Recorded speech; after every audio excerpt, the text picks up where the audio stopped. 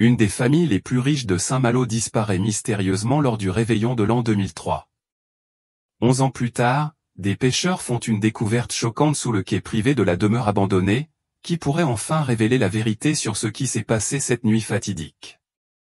Préparez-vous pour une histoire qui vous tiendra en haleine jusqu'à la dernière minute. La demeure des Dubois brillait comme un joyau face à la mer sombre de Saint-Malo. C'était le 31 décembre 2003, et Laurent Dubois, âgé de 52 ans, avait organisé la soirée de réveillon la plus attendue de l'élite parisienne. Propriétaire d'une des plus grandes entreprises de construction de Paris, Laurent ne lésinait jamais lorsqu'il s'agissait d'impressionner. « Papa, tu ne trouves pas que tu en fais trop ?» demanda Emma, sa fille de 19 ans, en observant les serveurs en uniforme circuler autour de la piscine avec des plateaux de vin blanc de Bordeaux. Laurent sourit, ajustant son costume sur mesure impeccable. « Ma fille, quand on bâtit un empire, il faut montrer qu'on mérite d'être au sommet. » Isabelle Dubois, son épouse de 48 ans, descendait l'escalier de marbre telle une reine. Elle portait une robe de soie bleu marine qui coûtait plus cher qu'une voiture ordinaire. « Laurent, les Rousseau sont arrivés, et il semble que le préfet a confirmé sa présence. »« Parfait. » Laurent fit un signe à son fils cadet, Théo, âgé de 16 ans, qui jouait à un jeu vidéo dans un coin du salon.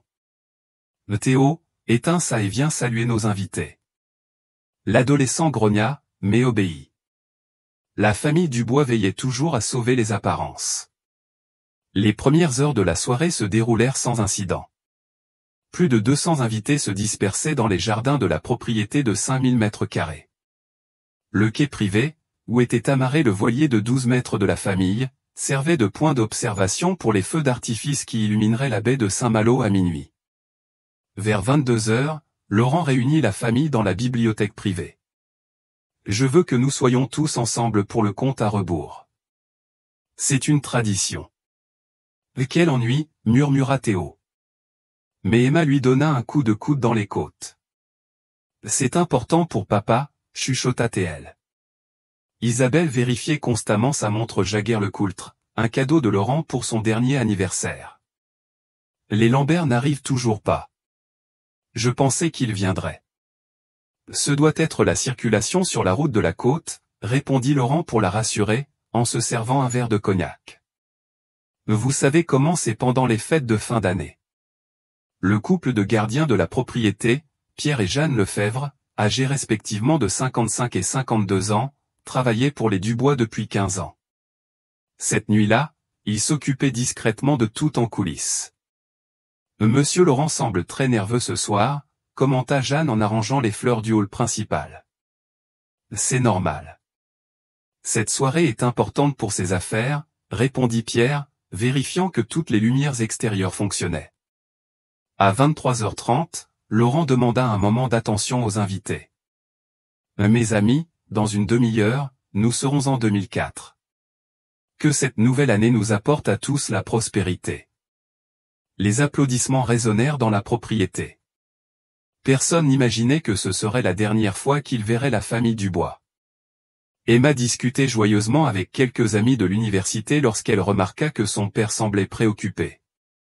Il regardait son téléphone avec insistance et faisait les 100 pas près du quai. « Tout va bien, papa » s'approcha-t-elle. « Bien sûr, ma princesse. Juste des affaires qui ne s'arrêtent pas, même pour le réveillon. » Laurent força un sourire. Théo, quant à lui, avait retrouvé des camarades du lycée et semblait enfin s'amuser. Isabelle circulait parmi les invités, parfaite hôtesse, s'assurant que chacun se sente bien accueilli. À 15 minutes de minuit, Laurent réunit à nouveau la famille. « Allons au quai regarder les feux d'artifice ensemble », dit-il avec une gravité inhabituelle dans la voix. « Et les invités » demanda Isabelle. « Ils peuvent très bien voir d'ici. Je veux juste quelques minutes avec ma famille. » Les 4 membres de la famille traversèrent le jardin illuminé pour rejoindre le quai de bois qui s'avançait dans la mer. La brise marine était douce, et le bruit des vagues se mêlait aux conversations lointaines des invités. « Papa, tu es bizarre ce soir » observa Emma, tenant le bras de son père. Laurent s'arrêta et regarda chaque membre de sa famille. Je veux juste que vous sachiez que je vous aime profondément. Tout ce que j'ai fait dans ma vie, c'était pour vous. Et que c'est dramatique, plaisanta Théo, mais Isabelle fronça les sourcils. Laurent, que se passe-t-il? Avant qu'il ne puisse répondre, les premiers feux d'artifice éclatèrent dans le ciel. Il était exactement minuit, le 1er janvier 2004. Bonne année, crièrent-ils en chœur, s'enlaçant. Ce seraient leurs derniers instants ensemble. Si vous appréciez cette histoire, abonnez-vous et activez la cloche pour ne rien manquer. Dans les jardins de la demeure, les invités fêtaient la nouvelle année, ignorant qu'un événement terrible était sur le point de se produire. Pierre remarqua que la famille n'était pas revenue du quai après les feux d'artifice, mais il pensa qu'ils profitaient d'un moment privé. Ce serait la dernière fois que quiconque les verrait vivants. Le soleil du 1er janvier 2004 se levait, doré, sur la baie de Saint-Malo, mais quelque chose n'allait pas à la demeure des Dubois.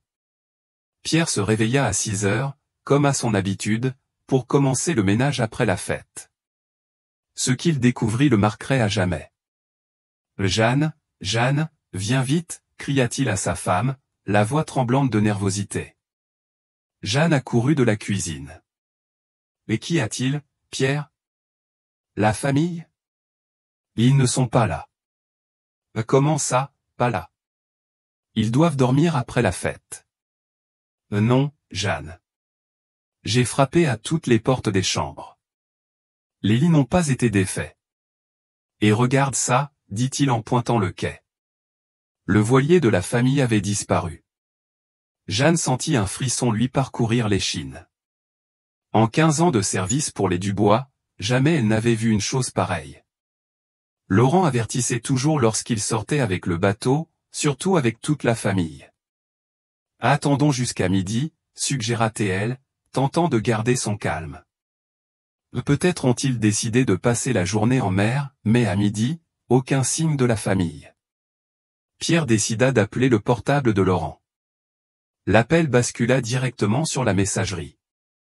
Monsieur Laurent Dubois n'est pas disponible pour le moment.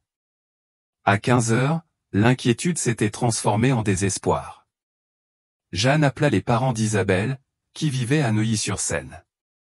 Madame Marguerite, c'est Jeanne des Dubois. Avez-vous des nouvelles d'Isabelle aujourd'hui? Jeanne? Non. Pourquoi? Un problème? La gardienne expliqua la situation. Un silence glacial s'installa à l'autre bout de la ligne. Je vais appeler la police, dit Marguerite, la voix brisée. La police judiciaire de Saint-Malo arriva à la demeure à 17 heures. Le commissaire Philippe Martin, un homme expérimenté de 45 ans, prit personnellement l'affaire en main en raison de la notoriété de la famille. « Quand avez-vous vu la famille pour la dernière fois ?» demanda-t-il au gardien. « Vers minuit, monsieur le commissaire, répondit Pierre. Et ils sont allés au quai pour regarder les feux d'artifice et ensuite, plus rien. Nous pensions qu'ils étaient montés se coucher. Ce n'est qu'en allant les réveiller ce matin que nous avons réalisé qu'ils n'étaient pas là. » Le commissaire Martin examina le quai avec soin. Aucun signe de lutte ni rien d'anormal. Les empreintes sur le bois avaient été effacées par l'humidité de la nuit. Le voilier, par l'aimant. C'est un voilier de 12 mètres, expliqua Pierre Lefebvre. Monsieur Laurent savait naviguer avec beaucoup d'habileté. Il possédait un permis de navigation depuis plus de 10 ans. Il sortait rarement la nuit et jamais sans prévenir. Le commissaire Philippe Martin prit des notes détaillées. Quelque chose clochait. Laurent Dubois était connu pour être extrêmement prudent et responsable. Jamais il n'aurait mis sa famille en danger en partant naviguer de nuit, surtout après une soirée où il avait sans doute bu du cognac. « J'ai besoin de la liste de tous les invités de la soirée », demanda Martin. Jeanne Lefebvre apporta une liste manuscrite comportant plus de 200 noms, politiciens, entrepreneurs, figures mondaines. L'élite parisienne et bretonne était représentée. Pendant ce temps, la marine nationale avait été mobilisée. Le capitaine de corvette Nicolas Bertrand coordonnait les recherches maritimes avec 3 embarcations et un hélicoptère. Avons-nous des informations sur les conditions météorologiques, demanda-t-il par radio. Négatif, capitaine. La nuit était calme, la mer tranquille, aucun bulletin météo particulier. Les recherches s'intensifièrent le deuxième jour. Des plongeurs de la marine fouillèrent le fond de la baie de Saint-Malo, près de la demeure. Rien ne fut trouvé, ni débris du voilier, ni aucun signe de la famille. C'est comme s'il s'était volatilisé, commenta le capitaine Bertrand au commissaire Martin lors d'une réunion d'urgence. À la demeure, parents et amis commençaient à arriver. La mère d'Isabelle, Marguerite Laurent, âgée de 72 ans, pleurait sans retenue. Ma fille ne nous ferait jamais ça. Isabelle est bien trop responsable pour disparaître sans donner de nouvelles. Le frère de Laurent, François Dubois, arriva de Paris le troisième jour. Entrepreneur comme Laurent, mais moins prospère, François entretenait une relation compliquée avec son frère. « Commissaire, je dois être honnête avec vous, » dit François en privé. Laurent était préoccupé ces derniers temps. Préoccupé par quoi? Des problèmes dans ses affaires. Son entreprise de construction traversait une mauvaise passe. On disait qu'il avait de graves difficultés financières. Cette information changea radicalement le cours de l'enquête. Le commissaire Martin ordonna une analyse approfondie des finances de la famille. Ce qu'ils découvrirent était choquant. Laurent Dubois était au bord de la faillite. Il devait plus de 5 millions d'euros à des banques et des fournisseurs. La demeure de Saint-Malo était hypothéquée, tout comme leur résidence à Paris. « Récil » murmura le commissaire sans achever sa phrase. « S'il quoi » demanda l'inspecteur Sébastien Dupont. « S'il avait simulé sa propre disparition pour échapper à ses dettes ?» L'hypothèse gagnait en crédibilité à mesure que les jours passaient sans nouvelles de la famille, mais quelque chose ne collait pas. Pourquoi emmener Isabelle et les enfants? Et surtout, pourquoi choisir une soirée avec 200 témoins? Au 5e jour des recherches, les plongeurs firent une découverte troublante au fond de la baie, à environ 200 mètres du quai. Ils trouvèrent les gilets de sauvetage du voilier. Cette découverte transforma l'affaire de disparition en une possible tragédie. Le commissaire Philippe Martin convoqua une conférence de presse urgente le matin du 6 janvier 2004. Nous avons retrouvé 4 gilets de sauvetage du voilier de la famille Dubois à une profondeur de 15 mètres, à environ 200 mètres au sud du quai de la résidence, annonça-t-il aux journalistes réunis. La nouvelle se répandit comme une traînée de poudre dans les journaux et à la télévision nationale. Une famille riche disparaît à Saint-Malo, devint un titre majeur. Marguerite Laurent, la mère d'Isabelle, regardait les informations dans le salon de la demeure lorsqu'elle s'évanouit. Pierre Lefebvre la soutint rapidement. « A appelé une ambulance » cria Jeanne, mais la vieille dame se rétablit vite et refusa les soins médicaux. « Je ne peux pas faiblir maintenant. Je dois retrouver ma fille et mes petits-enfants. » François Dubois arriva de Paris cet après-midi-là, accompagné d'un avocat pénaliste, Antoine Fournier. « Un commissaire, mon client est inquiet du tour que prend l'enquête, » déclara Fournier. « Il y a des insinuations selon lesquelles Laurent aurait orchestré sa propre disparition, ce que nous trouvons absurde. » Monsieur François, les graves problèmes financiers de votre frère sont un fait établi, répondit Martin, montrant des documents bancaires. Laurent était orgueilleux, mais il n'aurait jamais abandonné sa famille ni mis Isabelle et les enfants en danger. Cependant, l'analyse des gilets révéla quelque chose d'intrigant. Ils ne portaient aucun signe d'utilisation lors d'un naufrage. Ils étaient intacts, sans marque d'impact ni d'usure excessive.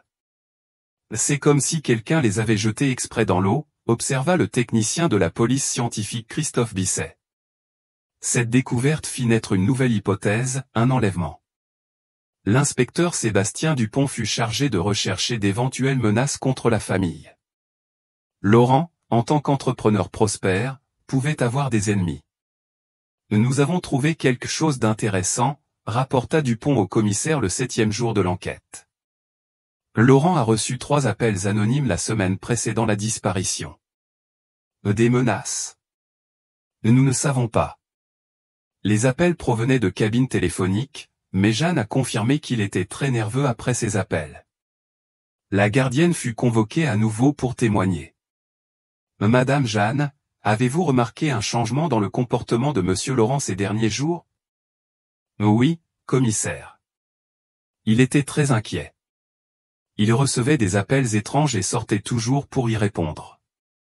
Une fois, je l'ai entendu dire, vous ne comprenez pas. J'ai besoin de plus de temps. De plus de temps pourquoi? Je ne sais pas, monsieur. Il raccrochait dès qu'il me voyait à proximité. Cette information réorienta l'enquête. La police commença à envisager sérieusement la possibilité d'un enlèvement, mais l'absence de demande de rançon rendait la situation confuse. Le 8e jour, un appel anonyme arriva à la gendarmerie. « Vous cherchez au mauvais endroit », dit une voix masculine déformée. « Et qui êtes-vous » demanda le commissaire Martin. « Peu importe. Arrêtez de chercher en mer. Regardez qui profite de leur disparition. » La communication fut coupée avant tout traçage. Si vous appréciez cette histoire, abonnez-vous et activez la cloche pour ne rien manquer. Le commissaire réunit son équipe pour analyser cette nouvelle piste. Qui bénéficierait de la disparition des Dubois? François hérite de tout s'ils sont déclarés morts, observa Dupont. Mais François était à Paris pendant la soirée. Nous avons des dizaines de témoins. Et s'il avait engagé quelqu'un? L'hypothèse semblait tirée par les cheveux, mais elle ne pouvait être écartée. La police entreprit une enquête discrète sur la vie de François Dubois. Ce qu'ils découvrirent fut surprenant. François avait également de graves problèmes financiers. Son entreprise d'importation avait fait faillite 6 mois plus tôt, et il devait plus de 2 millions d'euros. Les 2 frères étaient ruinés, conclut Martin. Cela change tout. Pendant ce temps, les recherches maritimes restaient infructueuses.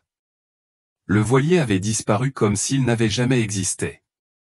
La 2e semaine de janvier, un pêcheur local nommé Louis Renaud se présenta à la gendarmerie avec des informations intrigantes. « Commissaire, j'étais en train de pêcher dans la nuit du 1er janvier et j'ai vu quelque chose d'étrange. » À quoi exactement? Un bateau à moteur rapide quittant la baie vers 2 heures du matin.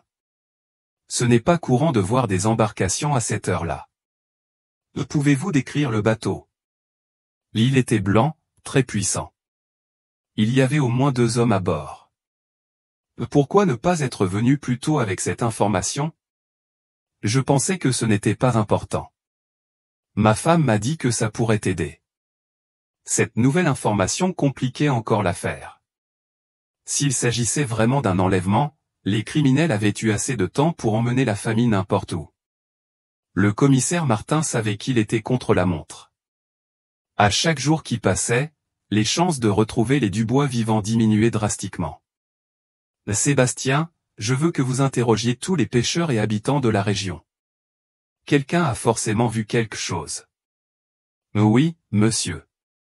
Et gardez un œil sur François Dubois. Je ne suis toujours pas convaincu qu'il n'est pas impliqué.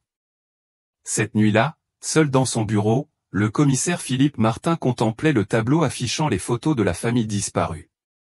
Laurent, avec son sourire confiant, Isabelle, élégante comme toujours, Emma, pleine de vie à 19 ans, et Théo, simple adolescent de 16 ans. « Que vous est-il arrivé » murmura-t-il aux photographies. Dehors, la mère de Saint-Malo continuait de garder ses secrets. 15 jours après la disparition, l'enquête prit une tournure totalement inattendue. L'inspecteur Sébastien Dupont revint à la gendarmerie avec des informations qui allaient changer à jamais la perception de la famille Dubois. « Un commissaire, nous avons découvert quelque chose de grave, dit-il, tenant un dossier rempli de documents. Laurent Dubois n'avait pas seulement des problèmes financiers. Il faisait l'objet d'une enquête du parquet pour blanchiment d'argent. » Le commissaire Martin faillit renverser le café qu'il tenait. « Comment ça ?» L'opération au clair surveillait son entreprise de construction depuis des mois. Des soupçons de surfacturation sur des travaux publics et de versement de pots de vin à des politiciens. Et pourquoi n'en avons-nous pas été informés? Secret absolu. Nous l'avons appris uniquement parce qu'un procureur a décidé de collaborer, pensant que cela pourrait être lié à la disparition. Les informations révélaient un Laurent Dubois bien différent de son image publique. Pendant des années, il avait participé à un réseau de corruption impliquant de grands projets d'infrastructures dans la région de Bretagne. Regardez ça. Sébastien montra des photos de surveillance, Laurent rencontrant le député Guillaume Lambert 2 semaines avant la disparition. Lambert est également visé par l'enquête. Le commissaire étudia les images. Laurent semblait tendu, gesticulant nerveusement pendant sa conversation avec le politicien. Avez-vous enregistré leur discussion? Malheureusement, non. Mais nous avons une témoin qui était au restaurant. Selon elle, Laurent semblait désespéré, parlant de tout régler avant qu'il ne soit trop tard. Cette nouvelle dimension de l'affaire bouleversa complètement la stratégie d'enquête. Si Laurent était impliqué dans une affaire de corruption et sur le point d'être arrêté, cela pourrait expliquer la disparition, mais pas pourquoi il aurait emmené sa famille, réfléchit Martin. Peut-être n'avait-il pas le choix. L'équipe se mit à enquêter pour déterminer si Laurent aurait pu être éliminé par ses complices dans le réseau criminel. Il était fréquent que des témoins potentiels disparaissent avant de pouvoir témoigner. Cet après-midi-là, le procureur Vincent Lemoine arriva à la gendarmerie pour une réunion confidentielle. Le commissaire, Laurent Dubois devait être arrêté dans la 2e semaine de janvier. Nous avions des mandats prêts. Était-il au courant? Nous le pensons. Laurent avait des contacts dans le système. Quelqu'un a dû l'avertir. Cela expliquerait une fuite ou son assassinat. Le mot resta en suspens comme une sentence. Si Laurent avait réellement été assassiné, les chances de retrouver la famille vivante étaient quasi nulles. Procureur, j'ai besoin d'une liste complète de toutes les personnes impliquées dans ce réseau. Je l'ai apportée, répondit Lemoine, tendant une enveloppe scellée. Mais soyez prudent, commissaire, il y a des noms puissants là-dedans. Lorsqu'il ouvrit l'enveloppe, Martin comprit l'avertissement. La liste incluait des politiciens de haut rang, des entrepreneurs influents et même des membres du corps judiciaire. Mon Dieu, murmura-t-il. Parmi les noms figurait celui du préfet de la région, qui avait confirmé sa présence à la soirée de réveillon des Dubois mais ne s'était pas présenté. Sébastien, je veux que vous vérifiez discrètement tous ces noms. Où étaient-ils le 31 décembre? Avec qui ont-ils parlé? Quels mouvements ont-ils fait? Ça va être compliqué, chef, et ça va causer des problèmes, mais c'est notre travail. Pendant que l'enquête s'approfondissait dans les aspects criminels de la vie de Laurent, sa famille attendait des nouvelles à la demeure de Saint-Malo. Marguerite Laurent avait perdu 10 kilos en 2 semaines. Elle passait ses journées assise sur la véranda, regardant la mer, comme si elle espérait voir le voilier apparaître à l'horizon. Jeanne, pensez-vous qu'ils vont bien, demandait-elle tous les jours. Jeanne ne savait plus quoi répondre. Sa foi était ébranlée, mais elle ne pouvait montrer son désespoir face à la vieille dame. J'en suis certaine, Madame Marguerite. La police les retrouvera. François Dubois restait également à la demeure, mais son comportement attirait l'attention, il passait des heures au téléphone et semblait plus préoccupé par des questions financières que par le sort de sa famille. François, ne trouvez-vous pas étrange de vous occuper des affaires alors que votre frère a disparu, demanda Marguerite un matin. Madame Marguerite, quelqu'un doit maintenir les entreprises à flot. Si Laurent revient et trouve tout en faillite, il ne me remerciera pas, et s'il ne revient pas? François ne répondit pas, mais son expression en dit plus que des mots. La 3e semaine de janvier apporta une information troublante. L'inspecteur Sébastien Dupont découvrit que 3 personnes impliquées dans le réseau de corruption avaient reçu des menaces de mort ces derniers mois. L'une d'elles, l'entrepreneur Alain Moreau, avait été retrouvé mort en décembre. Officiellement, il s'agissait d'un suicide, mais des indices pointaient vers un assassinat. Les 2 autres avaient fui le pays, l'un était à Luxembourg, l'autre à Monaco. Un schéma devenait évident. Les personnes liées au réseau étaient systématiquement éliminées. Laurent a peut-être découvert qu'il était le prochain sur la liste, conclut Martin. Où il a tenté de négocier avec les exécuteurs et cela a mal tourné. Les 2 hypothèses étaient terribles, mais plausibles. Cette nuit-là, le commissaire reçut un appel chez lui. C'était la même voix déformée que la semaine précédente. « Vous approchez de la vérité, » dit l'homme. « Et qui êtes-vous ? Que savez-vous des Dubois ? Je sais que Laurent était un homme mort depuis décembre. » Il ne le savait pas encore. « Où sont-ils ? » Arrêtez de chercher en mer. La réponse est plus proche que vous ne le pensez. Une fois encore, la communication fut coupée brusquement. Martin resta éveillé toute la nuit, passant en revue chaque détail de l'affaire. Quelque chose lui disait qu'il manquait une piste cruciale, juste sous ses yeux. Que feriez-vous à la place du commissaire ? Laissez vos idées dans les commentaires. À l'aube du 25 janvier, une nouvelle bouleversante survint. Le commissaire Martin fut réveillé à 5 heures du matin par un appel urgent de l'inspecteur Sébastien Dupont. « Chef, nous avons un problème. Quelqu'un s'est introduit dans la gendarmerie cette nuit. » « Ah, comment ça, introduit ? » Ils n'ont rien volé, mais ils ont fouillé spécifiquement les dossiers de l'affaire Dubois. Celui qui a fait ça savait exactement ce qu'il cherchait. Martin s'habilla rapidement et se précipita à la gendarmerie. Ce qu'il découvrit le troubla profondément. L'intrus avait photographié tous les documents liés à l'enquête, mais de manière organisée, sans causer de désordre. « C'est le travail d'un professionnel », observa le technicien analysant la scène. Ils sont entrés par le système de ventilation, ont désactivé temporairement les caméras de sécurité et sont repartis sans laisser d'empreinte. Combien de temps sont-ils restés ? D'après les registres du système, environ 2 heures. Martin savait que quelqu'un de très puissant surveillait l'enquête. Les informations sur le réseau de corruption étaient parvenues aux mauvaises oreilles.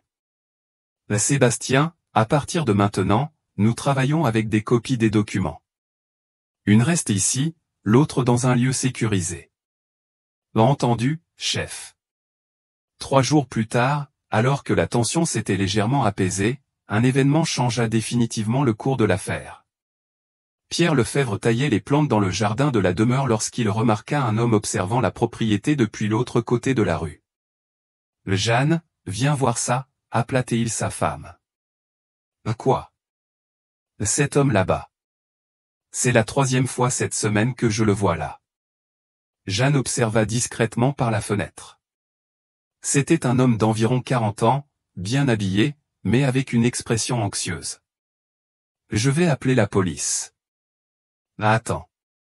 Laisse-moi lui parler d'abord. » Pierre sortit par le portail et s'approcha de l'inconnu. « Puis-je vous aider ?» L'homme sursauta, visiblement nerveux. « Je travaillais pour Monsieur Laurent. »« Vous travaillez où ? » ?»« À l'entreprise de construction ? » ?»« Pas exactement. Je m'occupais de certaines questions financières pour lui. » Pierre comprit qu'il était face à quelqu'un d'important pour l'affaire. « Vous devez parler à la police. »« Je ne peux pas aller à la gendarmerie. C'est trop dangereux. »« Alors, connaissez-vous ce café sur la plage du Sillon ? » Dites au commissaire Martin de m'y retrouver ce soir à 20 h, seul. L'homme tendit une carte de visite et partit précipitamment. La carte indiquait Adrien Moreau, comptable. Lorsque le commissaire reçut le message, il décida d'accepter le rendez-vous, mais avec des précautions. Sébastien resterait en planque à proximité. À 20 h précises, Martin arriva au café presque vide. Adrien Moreau était déjà là, prenant un café, visiblement nerveux. « Merci d'être venu, commissaire. »« Et qui êtes-vous exactement ? » ?»« Je suis comptable, mais je faisais des travaux spéciaux pour Laurent Dubois. Je gérais les mouvements de fonds pour le réseau de corruption. » Martin sentit son cœur s'accélérer. Enfin une témoin directe. Continuez. Laurent m'a contacté le 28 décembre, 3 jours avant la soirée. Il était désespéré. Il disait que quelqu'un avait découvert ses comptes à l'étranger et qu'il devait tout transférer immédiatement. Quel compte ? Laurent avait environ 8 millions d'euros dans des banques à Luxembourg et Monaco. L'argent du réseau. Et vous avez effectué les transferts ? J'ai commencé, mais quelque chose a mal tourné. Le 30, Laurent m'a appelé, paniqué. Il disait qu'ils avaient tout découvert et qu'il était suivi. Adrien s'arrêta pour prendre une gorgée de café, ses mains tremblant visiblement. Mais qui étaient-ils? Les commanditaires du réseau. Des gens très puissants qui ne pouvaient pas permettre que Laurent soit arrêté et passe un accord avec la justice. Laurent était prêt à négocier avec la justice? Oui, il savait qu'il serait arrêté de toute façon. L'idée était de livrer les commanditaires en échange d'une peine réduite et d'une protection pour sa famille. Le commissaire mémorisait tout, évitant d'effrayer Adrien avec un enregistreur ou des notes. Et que s'est-il passé la nuit de la soirée? Je ne sais pas exactement. Laurent m'a appelé une dernière fois à 23h30 le 31 décembre. Il a juste dit, Adrien, s'il m'arrive quelque chose, cherchez ma famille. La communication a été coupée. Ah où? Où a-t-il dit de chercher? Il n'avait pas fini sa phrase. Martin ressentit un mélange d'espoir et de frustration. Pour la première fois, il y avait des indices concrets que la famille pourrait être en vie. Pourquoi n'êtes-vous pas venu voir la police plus tôt? Parce que le 2 janvier, j'ai reçu une visite. 2 hommes très polis m'ont expliqué qu'il valait mieux pour ma santé oublier tout ce qui concerne Laurent Dubois. Pouvez-vous les décrire? L'un était grand, cheveux gris, accent parisien. L'autre, plus petit, plus jeune, avec une cicatrice sur le visage. Il disait travailler pour des gens qui n'aiment pas les témoins. Adrien jeta un regard nerveux autour de lui avant de continuer. Commissaire, Laurent n'est pas mort. Du moins, il ne l'était pas la nuit de la soirée. Comment pouvez-vous en être sûr? Parce qu'il m'a envoyé un message codé 3 jours après la disparition. Martin faillit bondir de sa chaise. Comment ça? Nous avions un système de code pour les communications sensibles. Laurent m'a envoyé un message via une petite annonce dans le journal. Elle disait, marchandises sécurisées, en attente de transport. Et qu'est-ce que ça signifie? Mais qu'il était en vie, avec sa famille, mais qu'il avait besoin d'aide pour quitter le pays. Cette révélation changea complètement la donne. La famille Dubois pourrait être cachée, attendant une opportunité de fuite. Où pensez-vous qu'il pourrait être? Laurent avait une propriété secrète, une maison simple à Dinard, enregistrée au nom d'un tiers. Il l'utilisait comme cachette pour des réunions confidentielles. Adrien écrivit rapidement une adresse sur une serviette en papier. Mais soyez prudent, commissaire. S'il découvre que je vous ai parlé, je suis fini. Je vais vous placer sous protection policière. Ça ne servira à rien. Ces gens ont des contacts partout. Martin rangea soigneusement la serviette avec l'adresse. Adrien, j'ai besoin que vous témoigniez officiellement. Je ne peux pas. J'ai déjà trop risqué en venant ici. Le comptable se leva pour partir, mais le commissaire le retint par le bras. Une dernière question. Qui sont les commanditaires? Qui dirige vraiment ce réseau? Adrien hésita, regardant autour de lui une fois de plus. Leur nom de code est le colonel. Je n'ai jamais vu son visage, mais Laurent le craignait plus que la mort. Sur ces mots, Adrien quitta précipitamment le café, laissant Martin avec plus de questions que de réponses. Si vous appréciez cette histoire, abonnez-vous et activez la cloche pour ne rien manquer. De retour à la gendarmerie, Martin convoqua une réunion d'urgence avec son équipe. Sébastien, je veux une vérification discrète de cette adresse à Dinard, sans alerter personne, sans voitures officielles. Et s'ils sont là, nous aurons enfin des réponses. Et si c'est un piège? Martin regarda par la fenêtre, vers la mer, c'est un risque que nous devrons prendre. Cette nuit-là, une opération secrète fut planifiée. 3 enquêteurs en civil se rendraient à Dinard à l'aube, ignorant qu'ils étaient déjà surveillés. L'aube du 29 janvier apporta un brouillard épais sur le massif armoricain. Le commissaire Martin et 2 enquêteurs prirent discrètement la route de la côte en direction de Dinard, dans une voiture particulière empruntée. L'adresse se trouve sur le chemin de la côte, à environ 15 km du centre historique, informa Sébastien, étudiant une carte. Là, un endroit parfait pour se cacher, observa l'inspecteur Mathieu Garnier, le troisième membre de l'équipe. La propriété était située au cœur de la forêt bretonne, accessible uniquement par un chemin de terre mal entretenu. C'était une maison simple à 2 étages, peinte en blanc, avec un petit potager à l'arrière. Y a-t-il quelqu'un, chuchota Martin, observant avec des jumelles depuis une position sécurisée parmi les arbres. Une femme d'environ 50 ans s'occupait des plantes. Ce n'était pas Isabelle Dubois. Là, approchons-nous prudemment. Les 3 hommes avancèrent sur le sentier, faisant le plus de bruit possible pour ne pas effrayer les occupants de la maison.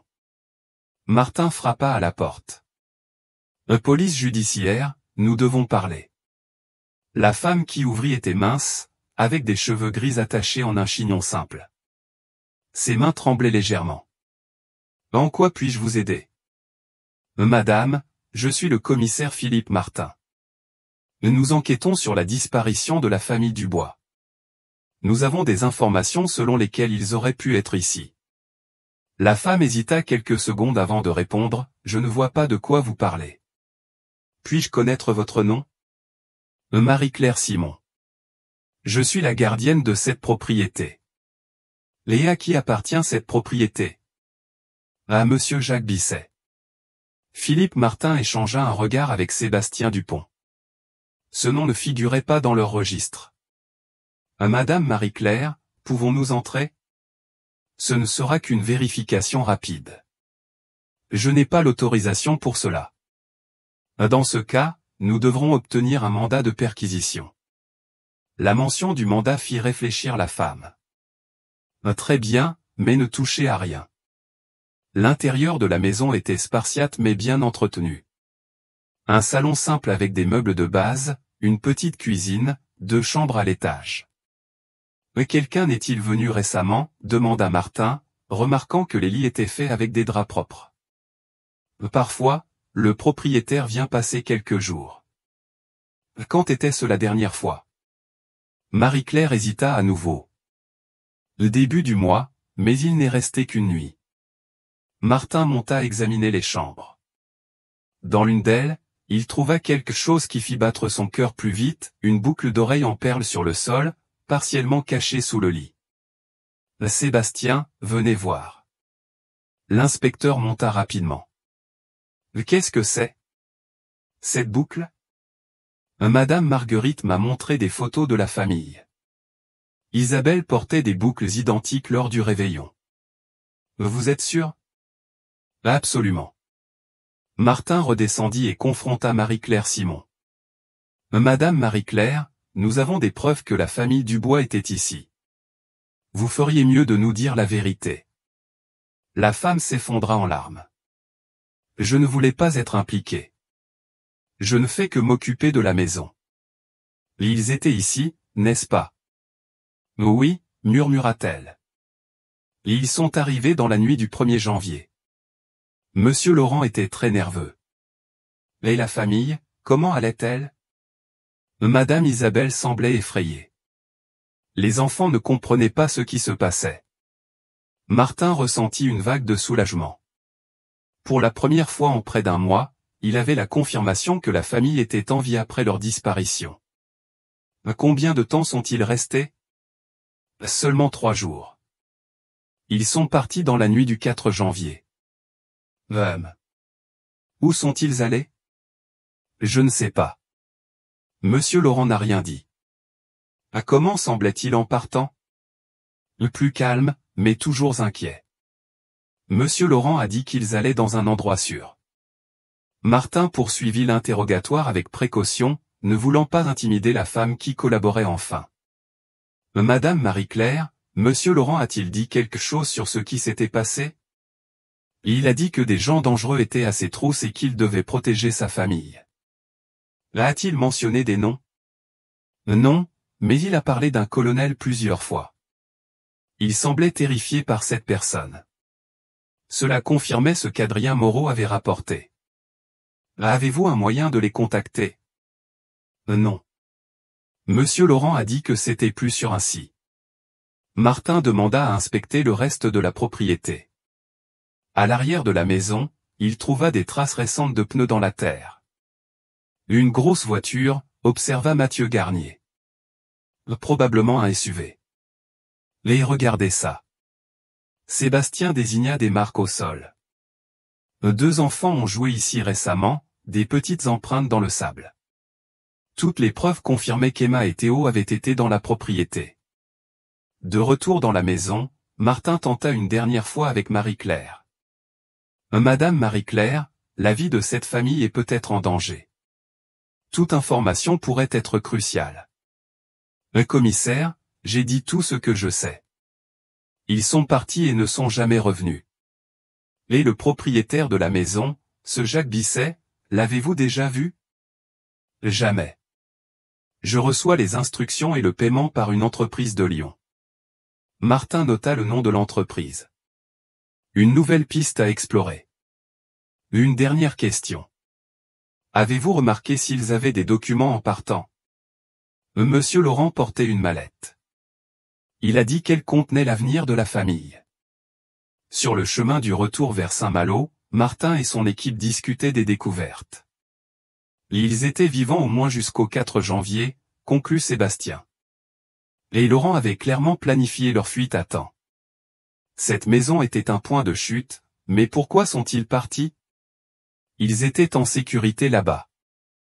Peut-être que quelqu'un a découvert leur cachette, suggéra Mathieu. Martin regardait par la fenêtre, observant le paysage du massif armoricain défiler.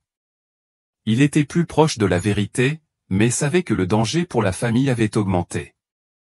Sébastien, je veux une enquête approfondie sur cette entreprise de Lyon et sur Jacques Bisset. Et devons-nous annoncer qu'ils étaient vivants? Pas encore. Si les mauvaises personnes apprennent que nous approchons, cela pourrait être fatal pour les Dubois. Martin ignorait qu'à cet instant précis, quelqu'un savait déjà chacun de leurs mouvements. La découverte à Dinard aurait dû rester totalement secrète. Mais le lendemain matin, le commissaire Martin reçut un appel qui lui fit comprendre qu'ils avaient été découverts. Commissaire Martin. La voix était la même que celle des appels anonymes précédents, mais sans distorsion électronique cette fois. Qui est-ce? Quelqu'un qui peut vous aider à retrouver les Dubois, mais vous avez commis une erreur en allant à Dinard.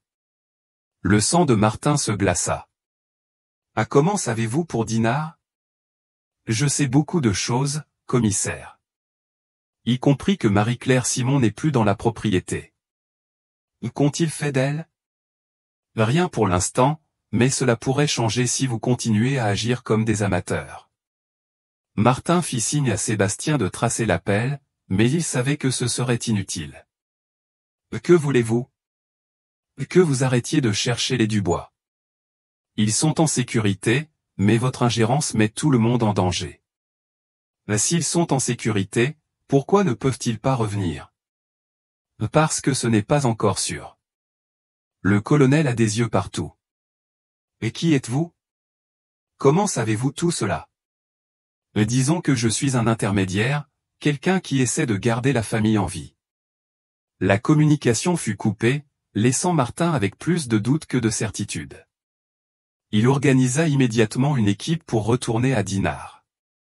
Ce qu'ils trouvèrent confirma ses pires craintes. La maison était vide. Marie-Claire Simon avait disparu, sans signe de lutte. Elle est partie de son plein gré, observa le technicien. Où elle a été forcée à emporter ses affaires, rétorqua Martin. De retour à la gendarmerie, la pression s'intensifiait. L'affaire avait pris une ampleur nationale, et les supérieurs exigeaient des résultats. Martin, j'ai besoin d'un rapport complet sur l'avancement de l'enquête, ordonna le directeur général par téléphone. Monsieur, nous suivons plusieurs pistes importantes. Un mois s'est écoulé, et vous n'avez aucun corps à présenter. Les médias remettent en question la compétence de notre institution. Martin savait qu'il marchait sur un terrain glissant. Révéler tout ce qu'il avait découvert sur le réseau de corruption pourrait lui coûter son poste.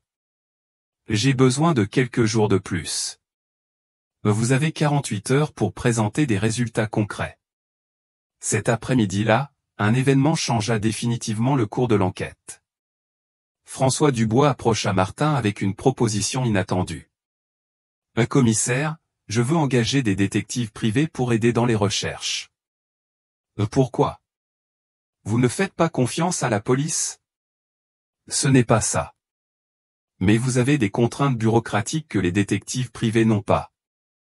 Martin se méfia immédiatement. Quel genre de contraintes? Ils peuvent opérer à l'étranger, par exemple. Si Laurent a vraiment fui, il pourrait être n'importe où. Monsieur François, nous pensons toujours que votre famille est en France. Basé sur quoi? Martin ne pouvait révéler les découvertes de Dinard. L'intuition policière. François insista sur l'embauche de détectives, mais Martin refusa catégoriquement. Quelque chose dans le comportement du frère de Laurent le dérangeait profondément. Cette nuit-là, Martin décida de surveiller personnellement François Dubois. Ce qu'il découvrit fut révélateur. François rencontra deux hommes dans un restaurant au centre de Saint-Malo. La conversation semblait tendue, et à un moment, l'un des hommes remit une enveloppe à François. Martin réussit à photographier la rencontre, mais ne put entendre la discussion. Le lendemain, il montra les photos à Adrien Moreau, qui avait accepté de collaborer à condition que son identité reste protégée. Reconnaissez-vous l'un de ces hommes? Adrien pâlit en voyant les photos. Celui-là, dit-il en pointant l'un des hommes. C'est Marcos Viana. Il travaille pour le colonel. Vous êtes sûr? Absolument. Il était présent à plusieurs réunions avec Laurent. Et l'autre?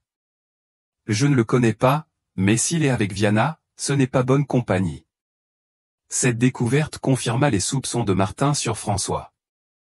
Il était impliqué dans le réseau de corruption et, potentiellement, dans la disparition de sa propre famille. Adrien, j'ai besoin que